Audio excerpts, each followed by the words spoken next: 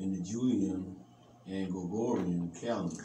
So according to Google, January is the first month of the year in the Julian and Gregorian calendar. The Gregorian calendar is the calendar that we follow, January through December. Come on. Coming between December of the previous year Read. and February Come of on. the current year. It has 31 days. Come on. January beginning on the same day of the week as October in common years. In coming years. Come on. And April and July in leap years. Okay. Click on what it says, January Simple English Wikipedia. Click on that link.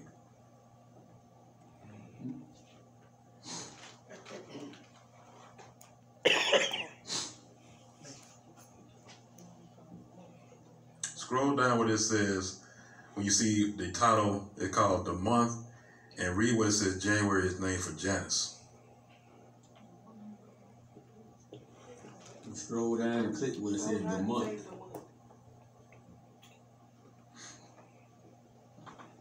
Right there.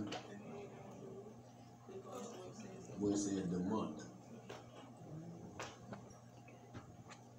T-H-E, month, M-O-N-T-H.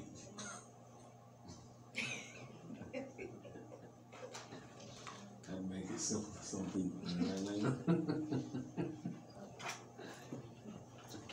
Everybody there?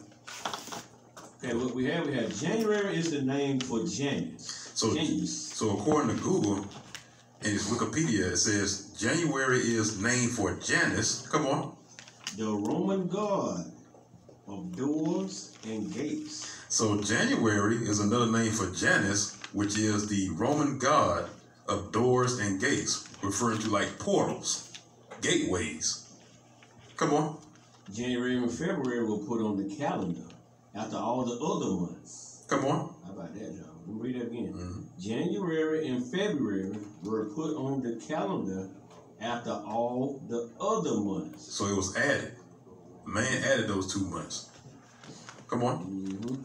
This is because in the original Roman calendar, winter did not have months, although March was originally the first month. Read that again. Although March was originally the first month. So Esau Edom knows the true month or the first month of the year. Not January, but March, what they call springtime. Mm-hmm. Read again. Although March was originally the first month, January became the new first month. So Esau decides to change it into the first month of the year. Mm-hmm. Come on. Because that was when people choose the new councils, Roman leaders. Come on. The month has 31 days. And so January has 31 days, as everybody knows. But the point is, I was looking at January is named for Janus, which is a false deity, going into paganism, which goes back to Roman literature or Roman history, which leads to idolatry. From there, go to Daniel chapter 7, verse 23. Daniel chapter 7, verse 23.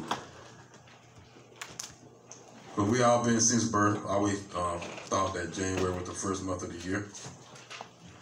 Because our mamas told us, daddies told us, and their parents told us. But when you examine January, what makes January the new year? Nothing grows back. Nothing is never renewed. It's in the dead season of winter.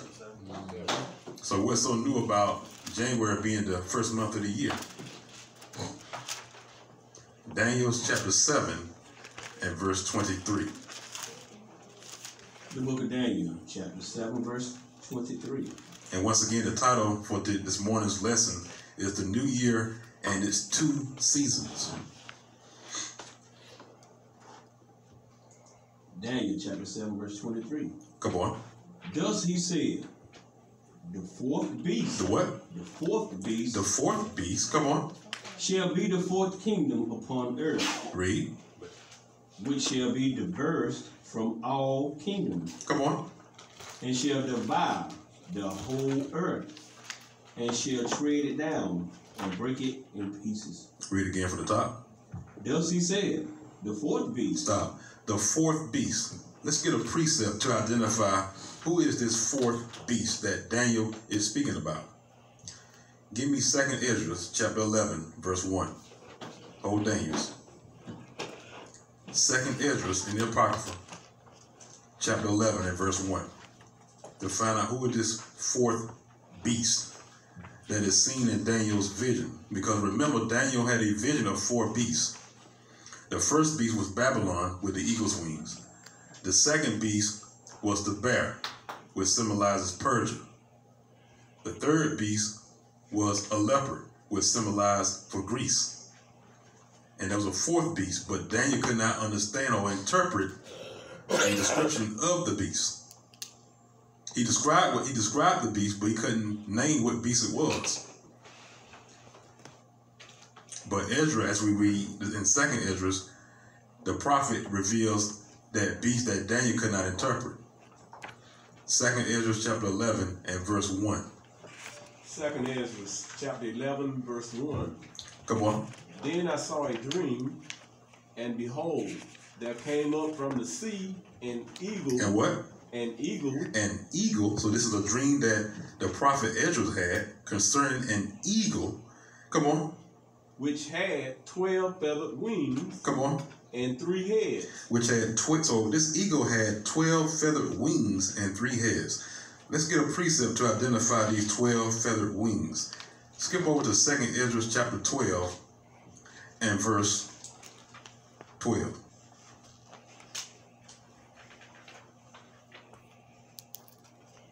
Second Ezra chapter 12 verse 12. But it was not expounded unto him, therefore, now I declare it unto thee. Come on.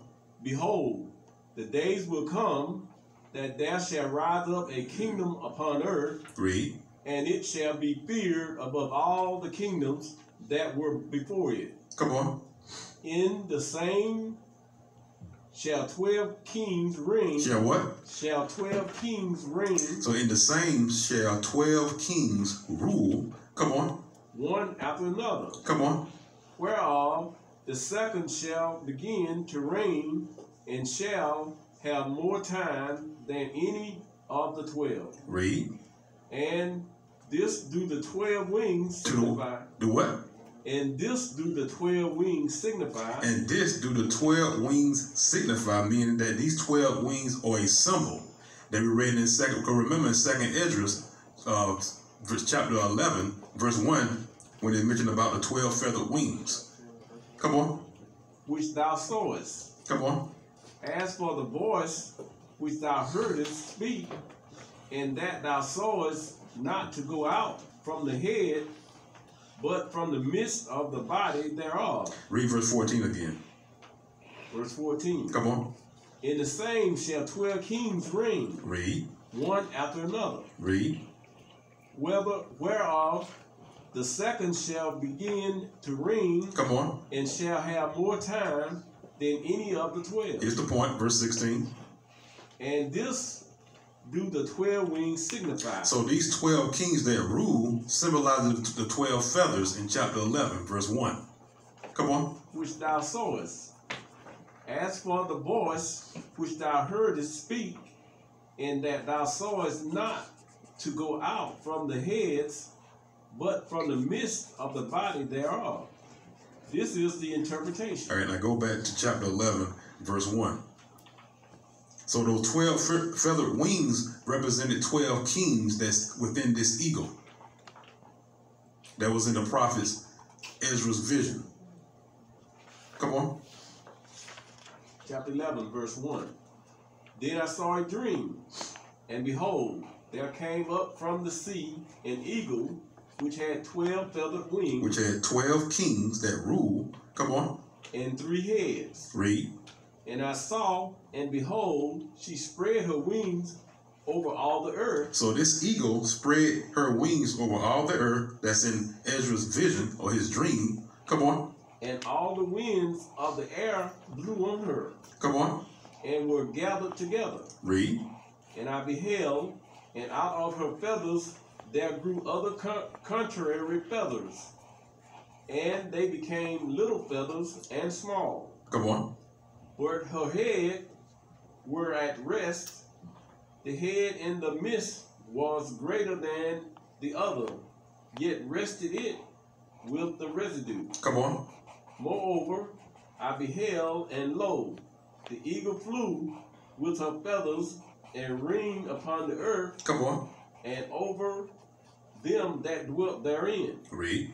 And I saw that all things under heaven were subjected unto her. So all things under heaven, which is the earth, was subjected to this eagle. Come on. And no man spake against her, no, not one creature upon earth. Skip down to verse 37.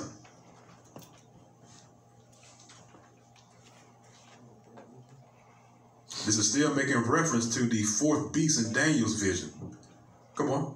Verse 37.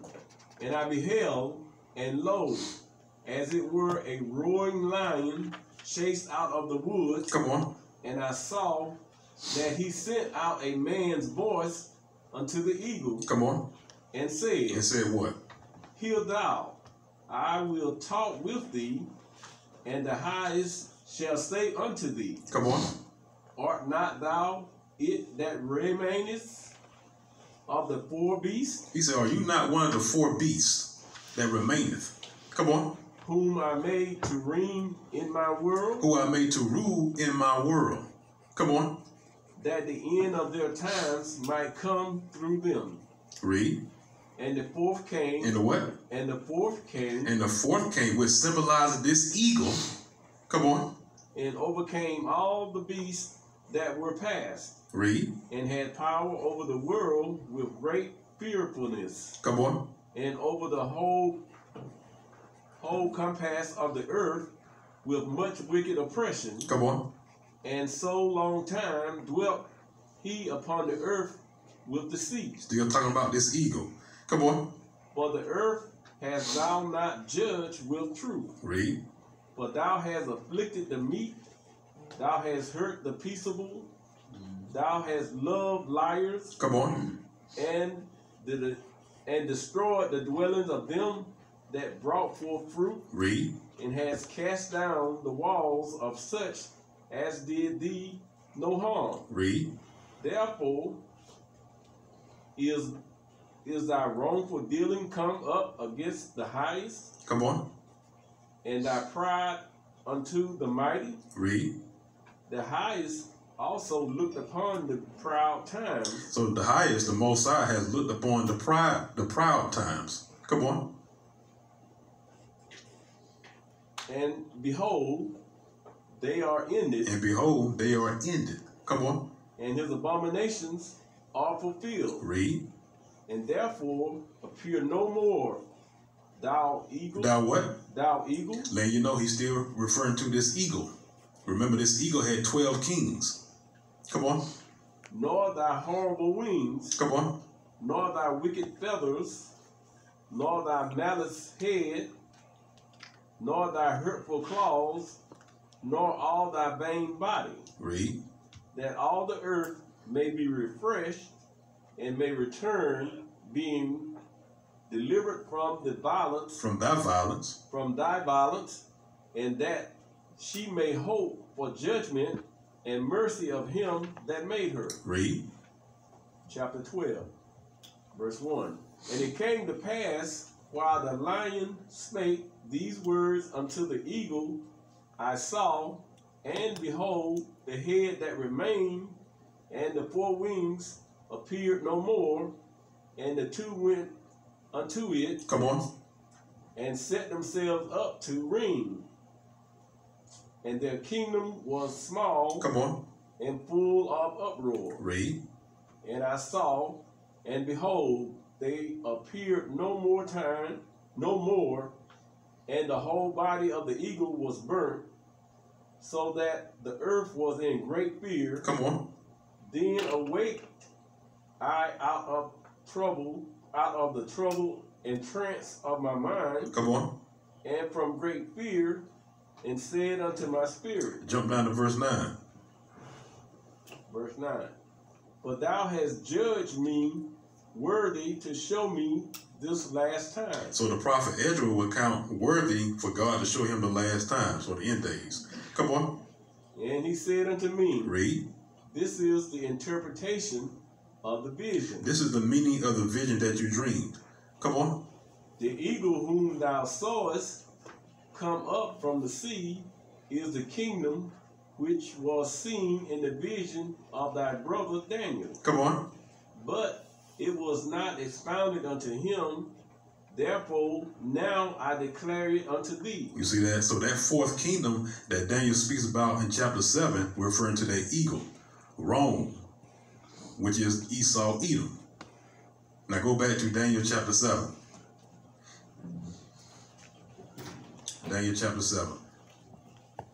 Matter of fact, hold Daniel chapter 7. Go to Obadiah 1. Obadiah 1. Here's more proof. Obadiah chapter 1, verse 1.